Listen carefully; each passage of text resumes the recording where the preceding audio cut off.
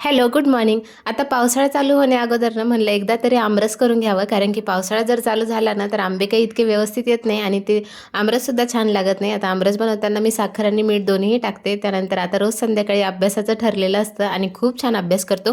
त्यानंतर तोंडी लावण्यासाठी छान शेपूची भाजी करायची होती. एका कढईमध्ये 1 पळी तेल टाकलं, जिरं मोहरी आणि स्वच्छ धुवून बारीक चिरलेलं शेपूची भाजीसुद्धा त्याच्यात टाकली आणि बघितलं तर शेंगदाणे संपलेले होते. म्हणलं चला आता गावाकडून आणलेले शेंगाचे शेंगदाणे निवडून काढावं.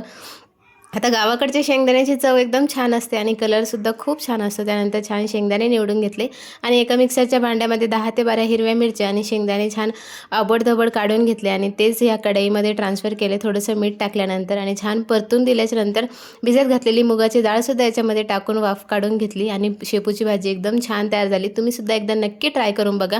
त्यानंतर आजच्या जेवणाचं ताट आमच्या दक्षुनी वाढलं होतं आणि खूप छान वाढलं त्याने.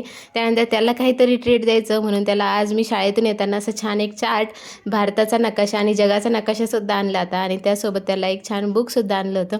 असे छोटे मोठे गिफ्टने मुलं एन्करेज होतात अभ्यास करण्यासाठी, त्याच्यामुळे आम्ही देत असतो. असा होता आमचा आजचा दिवस. व्हिडिओ आवडल्यास लाईक करायला विसरू नका. भेटूया अशाच एका नवीन व्हिडिओमध्ये. तोपर्यंत बाय.